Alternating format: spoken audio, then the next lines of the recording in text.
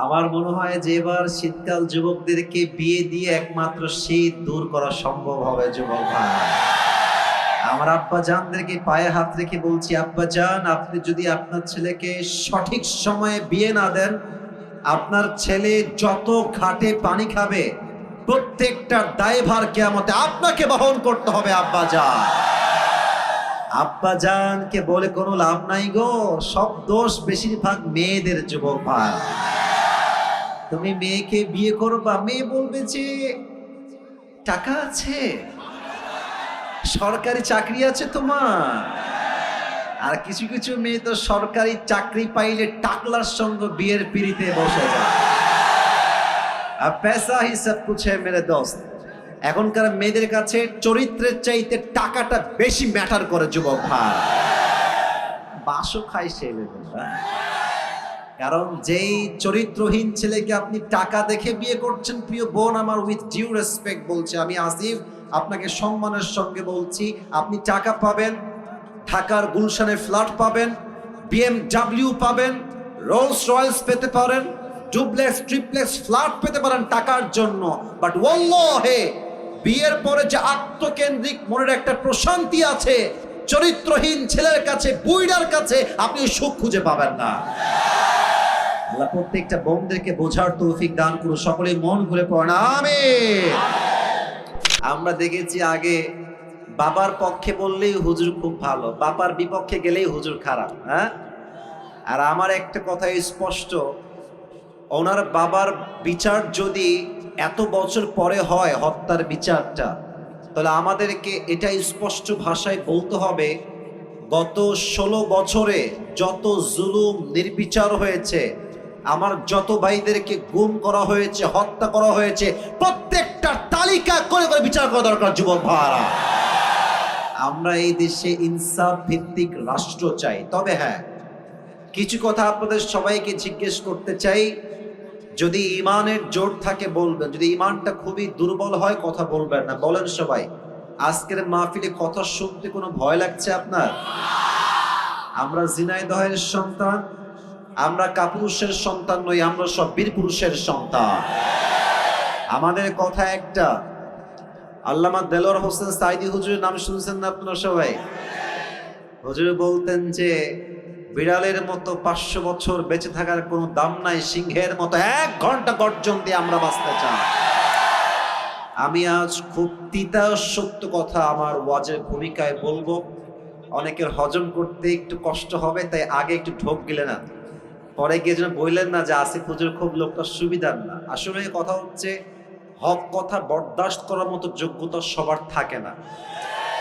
আমি কিছু তিতা হক কথা বলছি। প্রথম কথা, এখানে এই কথা বলে কি ওখানে না, হাসি না, একদম হাসি না। না, ঝিনাইদহের মানুষ ভালোবাসার জায়গা ভালোবাসা, আদবের জায়গা আদব।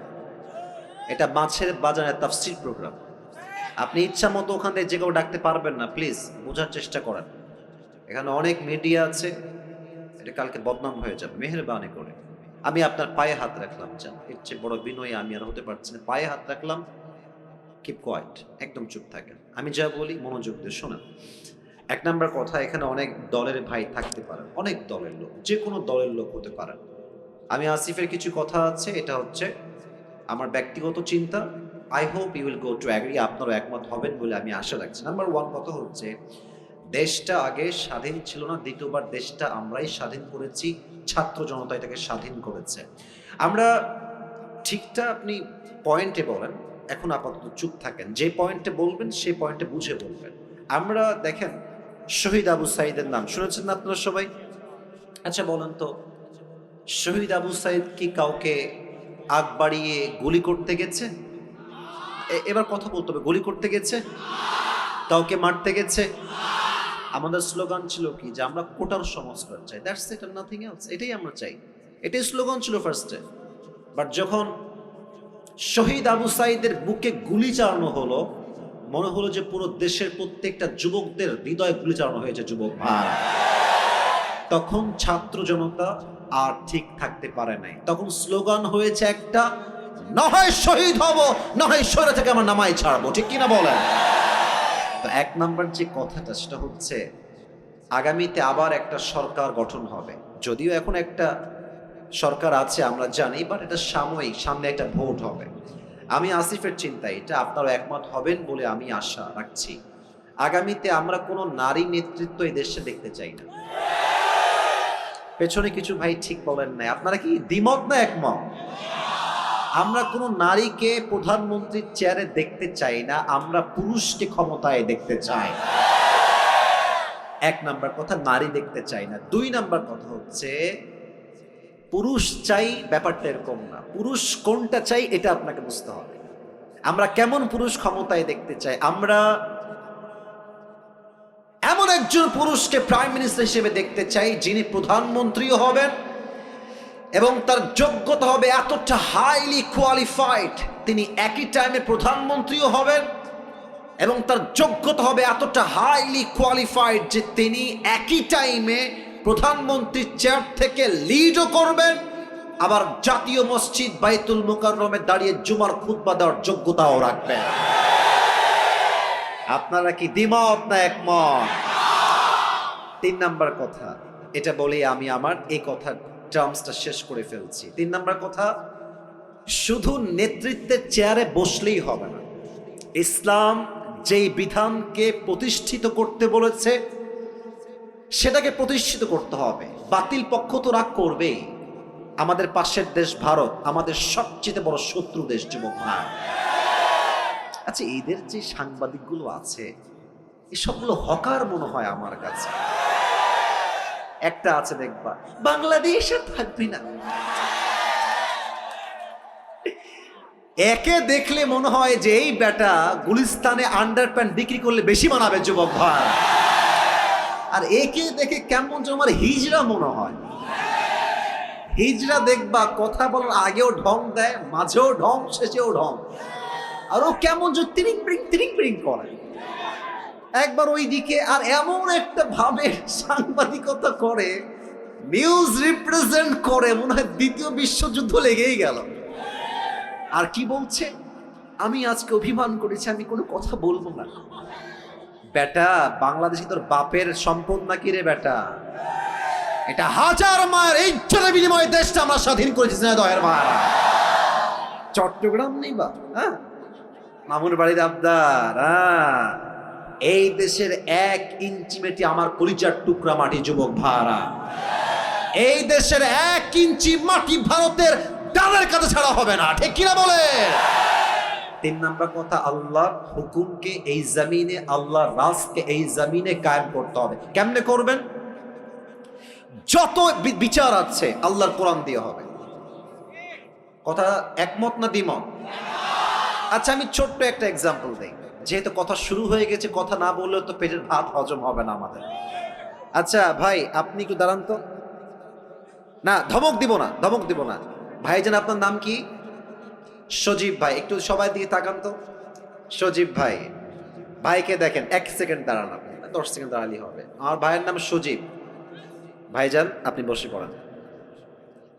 আচ্ছা, আজকে ভাইকে আমি ওই সাইডে নিয়ে গিয়ে, আপনি উল্টা বললে বলছেন বাবা, তাই না? আপনার হাত ঠ্যাং কেটে ফেলবো আজকে। ঠ্যাং কেটে ফেললাম, কথার কথা, একটা ক্ষোভে সজীব ভাইয়ের ঠ্যাং কেটে ফেললাম। বলুন তো কি কাটলাম? আরে ভাই, ঠ্যাং মানে পা। ঠ্যাং মানে কি? পা। তো কালকে আমাকে জেলখানায় দেওয়া হলো। ঝিনাইদহের যেই বিচারের কাঠগড়া জেলা আদালত, আমার বিরুদ্ধে সিদ্ধান্ত নেওয়া হলো বিচার অনুযায়ী, আমাদের যে সিস্টেম আছে সেই হিসেবে, যে আসিফ হুজুর ঝিনাইদহের কালীগঞ্জের একজন যুবক, তার নাম হচ্ছে সজীব, তার পা কেটে ফেলেছে। এখন আমাদের দেশের যেই তথাকথিত নিয়ম আছে সেই অনুযায়ী আমাকে দণ্ড দেওয়া হলো যে আসিফ হুজুরের 1 লাখ টাকা জরিমানা দেওয়া হলো আর 1 বছরের জেল। For an example, it is just an example and nothing else, just উদাহরণ দিচ্ছি। 1 বছরের জেল আর কয় লাখ টাকা জরিমানা? আরে ভাই সবাই বলেন, সবাই কয় লাখ টাকা জরিমানা? 1 লাখ। আচ্ছা, কোনো একটা জিনিসের ওজন ঠিক আছে কিনা এটার জন্য আমরা একটা জিনিস দিয়ে মাপ দিই, এটার নাম কি? পাল্লা। কথা না বললে কারে ওয়াজ করি? কি পাল্লা? দাড়িপাল্লা। তো মিজানকে আপনি নেন, দাড়িপাল্লাকে ওঠান, ডান পা, ওর যে পাটা আমি কেটেছি ওর পাটা আপনি দাড়িপাল্লার ডান দিকে দেন।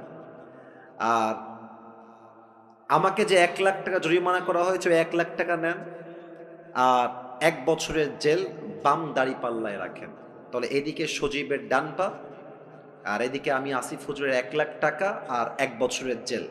টান দেন তো, সমান সমান হবে? সমান সমান হবে? হবে না। আচ্ছা, আপনি আরো বাড়ায় দেন, জরিমানা আপনি দেন 2 লাখ টাকা, আর এদিকে আপনি দেন মনে করেন যে আরো 2 বছরের জেল। সমান সমান হবে?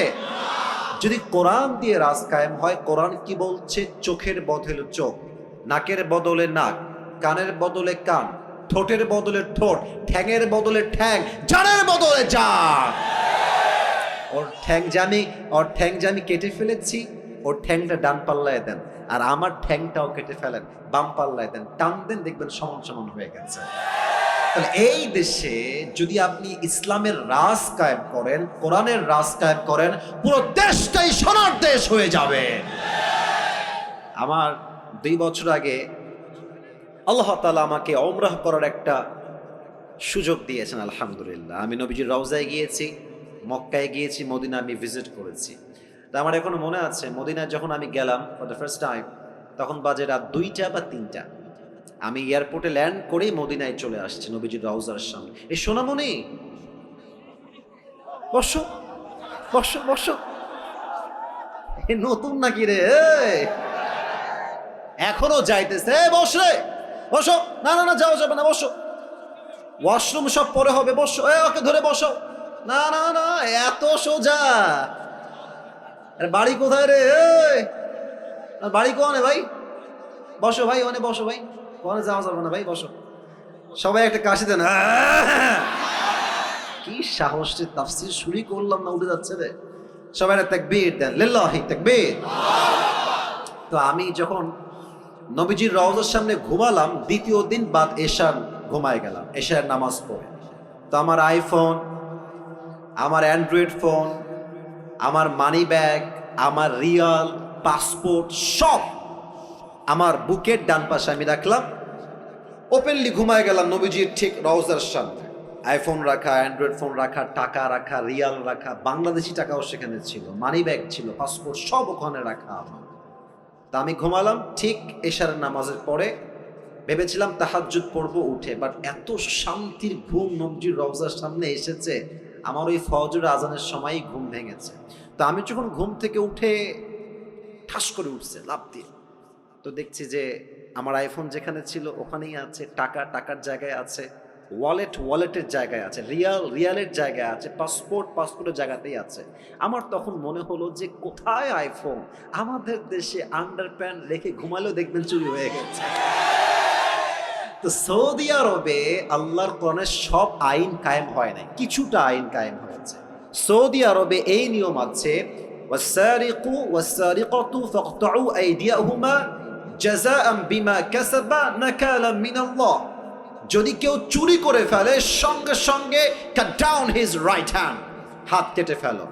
এই জন্য সৌদিতে অন্য পৃথিবীর প্রত্যেকটা দেশের চাইতে চুরির সংখ্যা কম, শান্তি বেশি। যুবক ভাইরা ঠিক কিনা বলো? কয়েকটা আইন দিয়ে যদি দেশটা এত শান্তি হয়ে যায়, কোরআন আইন দিয়ে, আমার তো বিশ্বাস যদি আগামীকাল এই দেশটা কোরআন দিয়ে চলতে শুরু হয়ে যায়, পুরো দেশের প্রত্যেকটা ইঞ্চি ইঞ্চি মাটি কোরআনের মাটি হয়ে যাবে। জিনাদার ভাইরা, আল্লাহ এই দেশটা আমাদের সবাইকে দেখার তৌফিক দান করে। পড়া আমি না, জোরে বলুন সবাই আমিন। আচ্ছা, আপনাদের বউ আছে কার কার? একটু হাত তুলুন তো। আচ্ছা আচ্ছা আচ্ছা, হাত নামান, হাত নামান। আপনাদের বউ নাই, খুব কষ্টে আছেন কারা? একটু হাত তোলা। আচ্ছা, আপনাদের কারো বউ নাই? এ আমি বিশ্বাস করি না, মিথ্যা না সত্যি?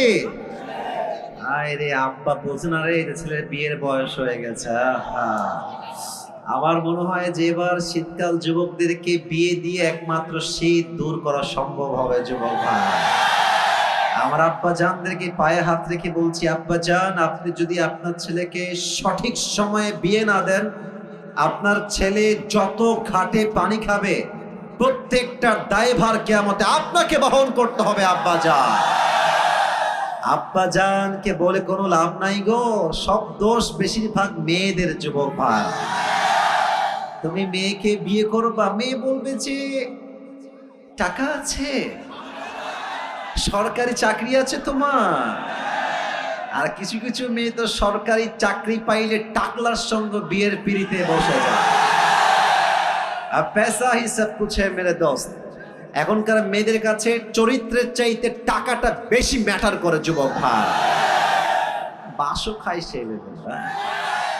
কারণ যেই চরিত্রহীন ছেলেকে আপনি টাকা দেখে বিয়ে করছেন, প্রিয় বোন আমার, উইথ ডিউ রেসপেক্ট বলছে, আমি আসিফ আপনাকে সম্মানের সঙ্গে বলছি, আপনি টাকা পাবেন, ঢাকার গুলশানে ফ্ল্যাট পাবেন, BMW পাবেন, রোলস রয়েলস পেতে পারেন, ডুপ্লেক্স ট্রিপ্লেক্স ফ্ল্যাট পেতে পারেন টাকার জন্য।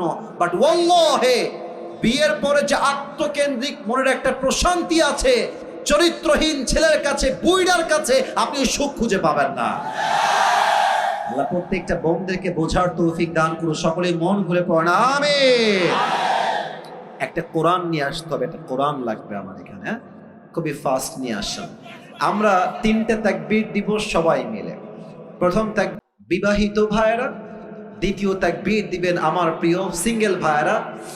আমি দেখতে চাই হু ইজ মোর পাওয়ারফুল, কার শক্তি কত বেশি। বিবাহিত ভাইয়েরা একটা কাশি দেন, স্লোগানে বেশি জোর পাইনি, আর একবার কাশি দেন বিবাহিত ভাইয়েরা। দেখা যাক কারা পারে। বিবাহিত ভাইয়েরা, it's time for the married people. বিবাহিত ভাইয়েরা তাকবীর দেন সবাই, লিল্লাহি তাকবীর। মোটামুটি চলে, খুব বেশি একটা ভালো না। আচ্ছা, এবার সিঙ্গেল ভাইয়ের একটা কাশি দাও। ওরে বাবা রে, এবার দেখা যাক কে পারে। বিবাহিত ভাইয়েরা চুপ থাকবেন, সিঙ্গেলদের পালা এবার। লিল্লাহি তাকবীর। বিবাহিত ভাইয়েরা, আই এম সো সরি, আমাকে আপনারা মাফ করে দিবেন, আজকে আমার সিঙ্গেল ভাইয়েরা জিতে গেছে। ঠিক আছে কিনা বলো? আচ্ছা, শেষ তাকবীর দিয়ে মূল ওয়াজের বিষয়ে ফিরে যাব। আমার সবাই মিলে এবার দিবেন, এমন জোরে দিবেন যে আমি আসিফ আমার সবাইকে নিয়ে স্টেজ ভেঙে নিচে পড়ে যাব। সবাই একটা কাশি দেন, লিল্লাহি তাকবীর। ডান হাত লাগবে, একদম গায়ের জোর সমস্ত ঈমান দিয়ে এক করে বলবেন, লিল্লাহি তাকবীর। আল কোরআনের আলো, আল হাদিসের আলো, কোরআন হাদিস যেখানে, আলেম ওলামা যেখানে, ঝিনাইদহবাসী যেখানে, কালীগঞ্জবাসী যেখানে, আল্লাহ কবুল করুক। আমিন। আমি আপনাদের জন্য আজকে একটা गिफ्ट নিয়ে আসছি, নেবেন? हादिया। ये हर किसी को मिलने वाला नहीं है, ये नसीब की बात है, सिर्फ एक इंसान को ये मिलेगा, যে কোনো একজন। এটা আমার একটা টুপি আমি নিয়ে আসছি, এটা আমি যে কোনো একজন যুবককে হাদিয়া দিব। এই কল টুপি কিন্তু আজহারিও পড়ে, একটু ভাব দিলাম একটু বেশি করে যেন তোমরা আগ্রহী হও। হ্যাঁ, তো এই টুপিটা যে পেতে চান এখন থেকে মনোযোগ বাড়ায় দেন। শর্ত একটা, আমি আসিফ কোরআন থেকে হাদিস থেকে যে বিষয়ে আলোচনা পেশ করব, যদি শেষে গিয়েও কেউ সেই কথাগুলো পয়েন্ট টু পয়েন্ট আমাকে মুখস্থ বলতে পারে, কারণ ওয়াজটা পুরোটা পয়েন্ট ভিত্তিক হবে, 1 2 3 4 5 6 7 এই টাইপের হবে। তো যদি কেউ 7টা পয়েন্ট মুখস্থ করতে পারে, তাকে আমি আসিফ শেষে গিয়ে এই টুপিটা পুরস্কার হিসেবে পরিধান করাই দিব। রাজি আছেন তো সবাই? ইনশাআল্লাহ। আমার ওয়াজ কিন্তু আধা ঘন্টা অলরেডি হয়ে গেছে, বলেন সবাই ইনশাআল্লাহ। শেষ তাকবীর দেন। এই ডানে বারবার সাউন্ড পাচ্ছে, এদিকে সব ঠিকঠাক, আমি আর সাউন্ড ডান থেকে চাচ্ছি না। আচ্ছা, সবাই এটা তাকবীর দেন, লিল্লাহি তাকবীর। আজ আলোচনার সেন্ট্রাল থিম বা সাবজেক্ট ম্যাটার হচ্ছে how can we get closer to আল্লাহ সুবহানাহু ওয়া তাআলা। আমরা রবের নিকটবর্তী কাছের বান্দা হব কেমনে? রবের সবচেয়ে প্রিয় বান্দা হতে চাই আমরা কেমনে কেমনে হব? আমি সবাইকে প্রশ্ন করে উত্তর দেন সবাই। আল্লাহর প্রিয় বান্দা আমরা সবাই হতে চাই কি চাই না? আপনার জবাব বলবে আপনি আসলেই চান কি চান না। বলেন সবাই চাই কি চাই না? বলেন তো সবাই আমাকে জবান খুলে আমাদের রব, আমাদের রব, আমাদের সত্তা একজন, আওয়াজ দিয়ে বলেন সবাই, তিনি কে? আল্লাহ আমার রব। বলেন সবাই, আল্লাহ আমার রব। দমে দমে তনু মনে তারি অনুভব, তোমার দুনিয়াতে আমি যেদিকে তাকাই অথই নিয়ামতে ডুবে আছি সবাই।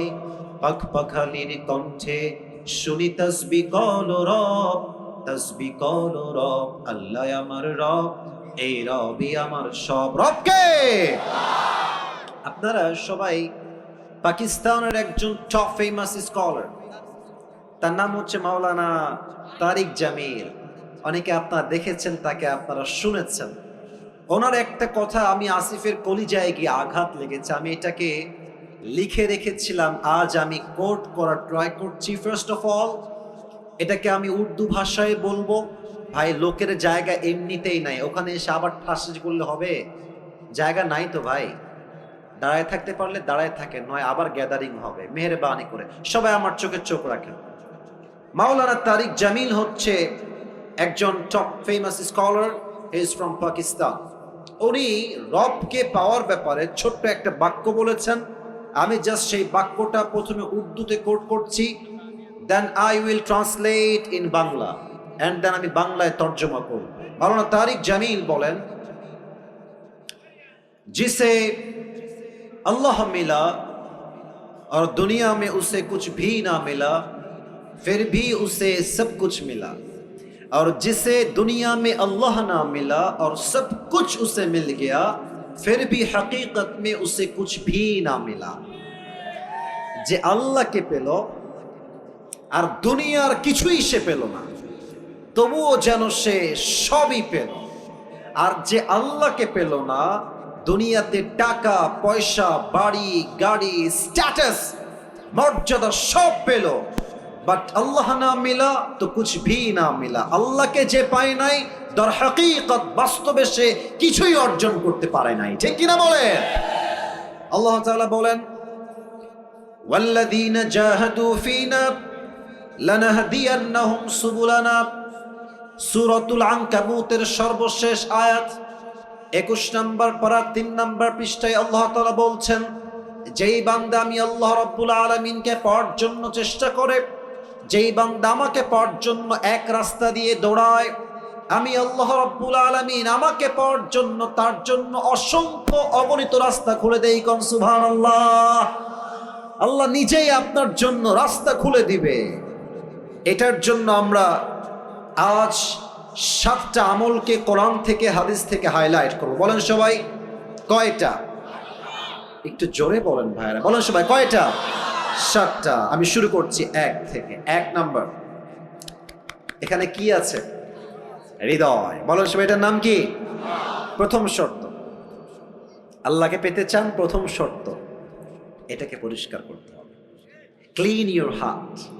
قد أفلح من زكاها. Indeed, the successful one is who purifies his heart. আল্লাহর কাছে সবচেয়ে সফল বান্দা হচ্ছে সেই বান্দা যে বান্দা তার আত্মাকে পরিশুদ্ধ করেছে। সুবহানাল্লাহ পড়বেন না সবাই? একটা প্রশ্ন করছি সবাইকে, হয়তো উত্তর সঠিক পাবো আমার আশা আছে। প্রশ্ন আগে বোঝেন, কনসেপ্ট বোঝেন।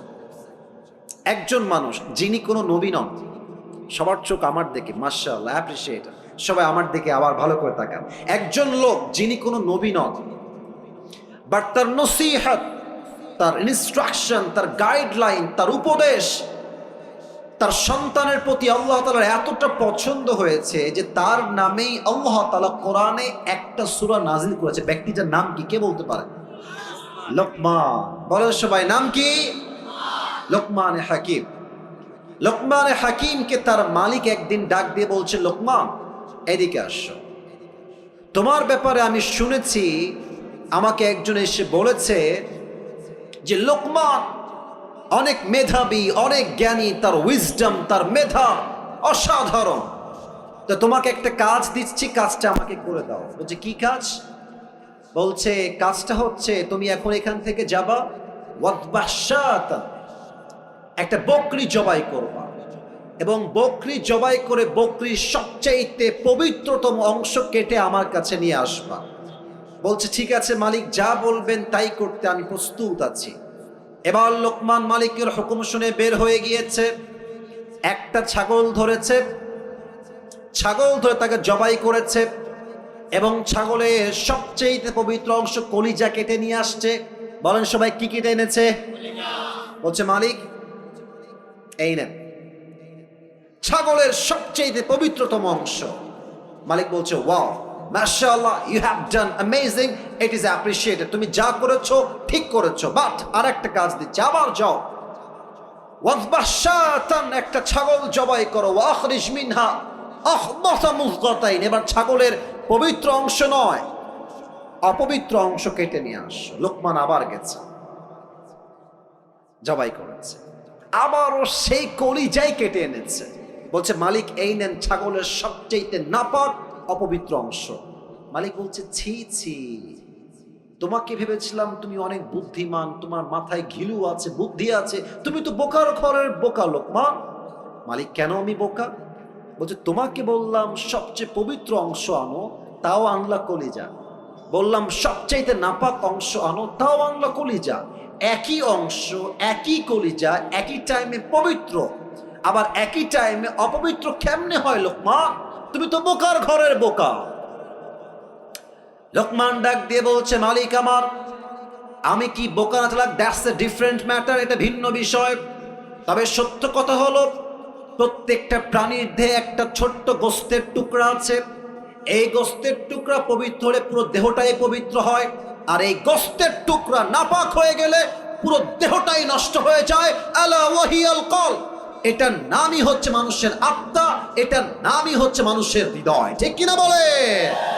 তবে একটা নতুন ইনফরমেশন দিচ্ছি সবাইকে, আমাদের এই আত্মাটা 3 প্রকার।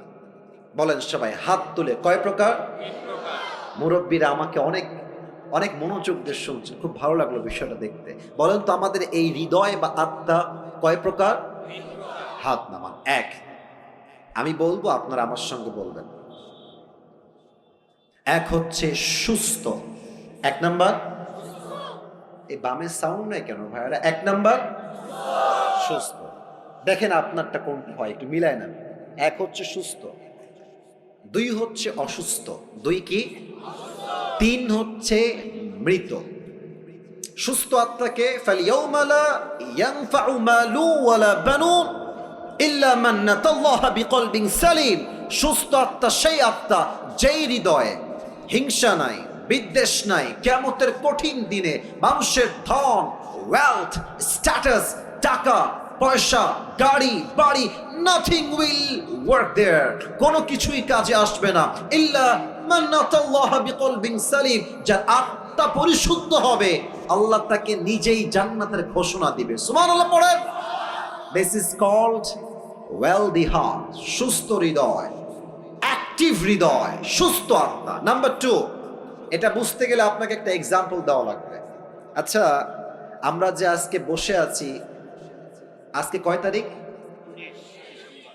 কথা বলো সবাই, আজকে কয় তারিখ? আচ্ছা, আর একটা উত্তর সবাই জানেন, সবাই জানেন, এটা 2023 সাল না 24 সাল?